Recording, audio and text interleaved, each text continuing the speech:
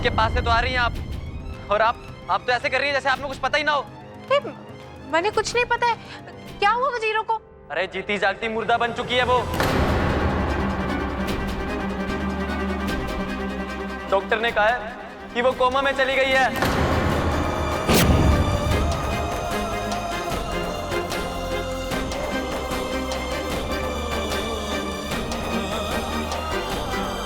और माँ और बापू का तो रो रो के बुरा हाल हो रहा है, और अगर यूं ही रोते रहे ना वो, तो वो भी ज्यादा दिन तक जिंदा नहीं रहेंगे। पर ये कैसे हो गया? मैं तो अभी मिलके आई थी उससे, बिल्कुल ठीक थी वो, उसने बातें भी की थी मुझसे। वाह ताऊ जी वाह, बहुत बढ़िया लोग रहे आपके घर में। खून करने वाला खुद पूछ रहा है कि यो खून कैसे हुआ। अरे यो सब आपने किया मास्टरनी जी। मेरी बहन की इस हालत की जिम्मेदार आप है। आप ही ने उसे इतने बड़े सपने दिखा के उसकी जिंदगी का सत्यानाश किया है।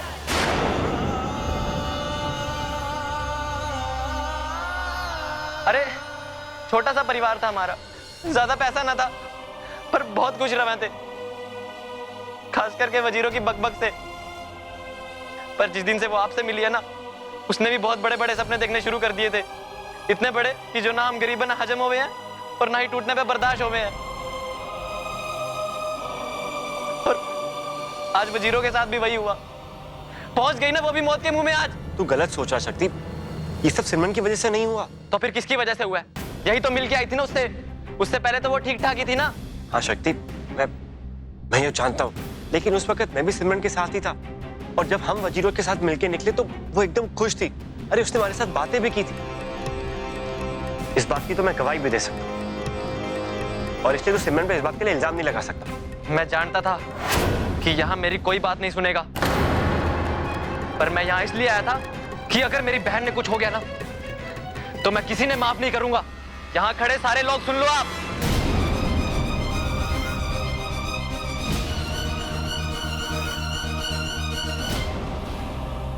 शक्ति, मैं भी तेरे साथ चलती हूँ। खबरदार, जो आज के बाद मेरी बहन के आसपास भी नजर आई तो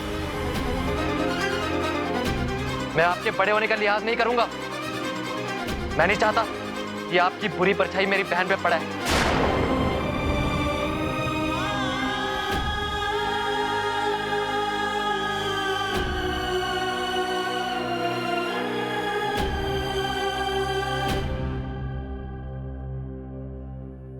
सुन लिया? अब तो तसल्ली हो गई होगी ना तेरी, इस शहरी छोरी को इस घर में रख के। पहले तो इसने हमें आपस में तोड़ा था, पर देख ले, अब तो इसने हमें पूरे गांव से तोड़ने का बंदोबस्त कर दिया है। जा जा जा जा, कर ले अपनी इस चैती बहू की पूजा।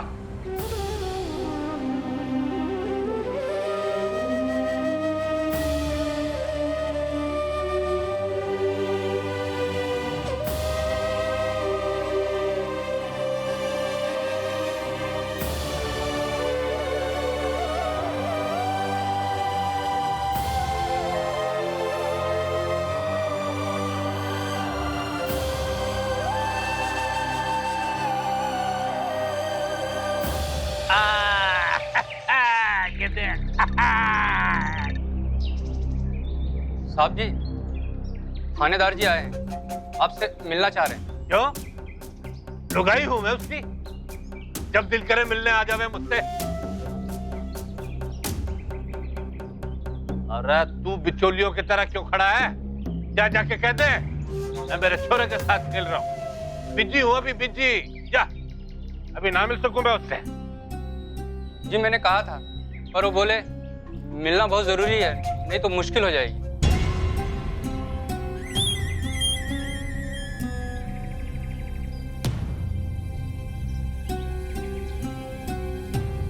जा, और उन्हें अंदर ले जा।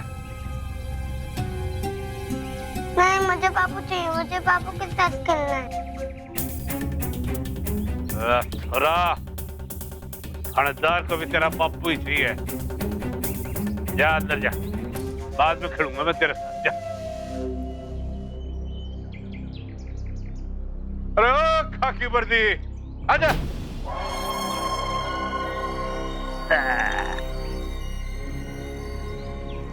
बेनीलाल जी राम राम। राम राम थानेदार अरे क्यों यार, तेरे शक्ल के तोते क्यों रखे हैं? मातम से आ रहे कैसे? बेनीलाल जी शकल के तोते किसी की मातम की वजह से नहीं उड़ रहे, उससे भी बुरी बात हो गई है। अरे क्यों यार? कोमा में चली गई वो छोरी जो कुलतीत बेटी की वजह से बस के नीचे आ गई। खुदा पहाड़ न निकली चुईया, कोमा में तो गई है, मरी तो ना है ना? जी अगर मर गई तो भूत बन के तेरे पीछे घूमेगी। हैं जी?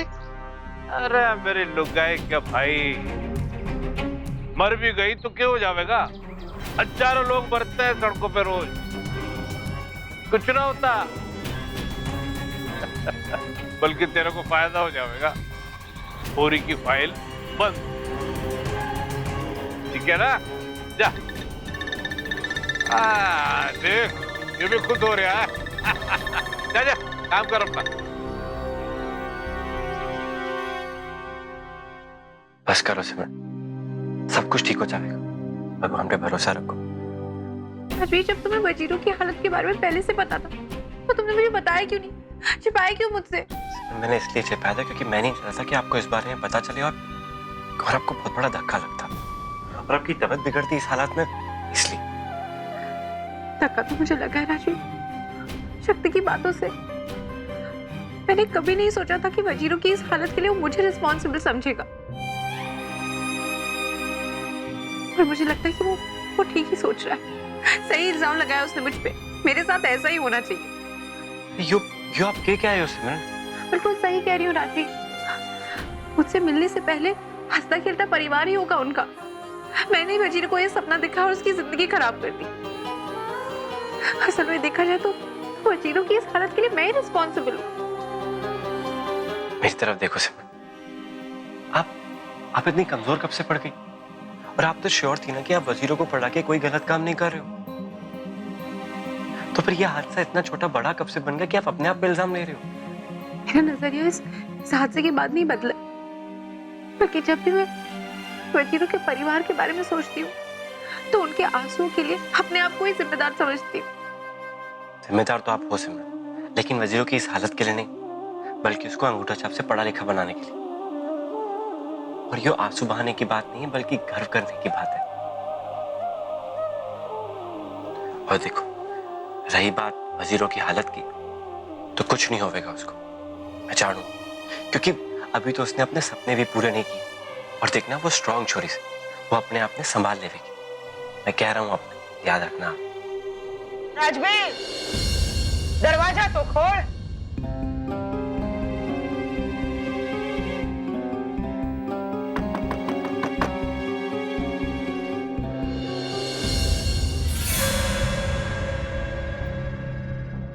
कैसी से मेरी बहू? ज्यादा बुरा तो नहीं लगा ना इसने शक्ति की बातों का? बुरा लग भी गया होगा तो क्या?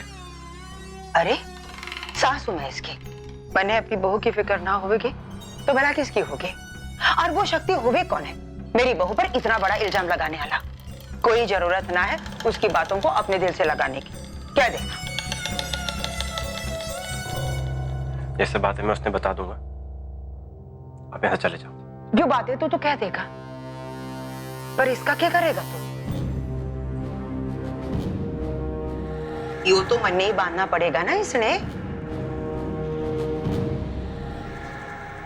यो क्या है? ताबीज है और क्या है? खुद मंत्र पढ़कर लाई हूं, जो मेरी बहू की रक्षा भी करेगा और ऊपरी हवा से बचा कर भी रखेगा। ये उल्टी गंगा कब से बहने लग गई? कल तक तो सिमरन की शक्ल तक नहीं देखना चाहते थे, और आज सिमरन की इतनी फिक्र होने लग गई। क्यों राजवीर, इंसान बदल नहीं सकता क्या? बदल सके, लेकिन इंसान बदल सके, आप नहीं।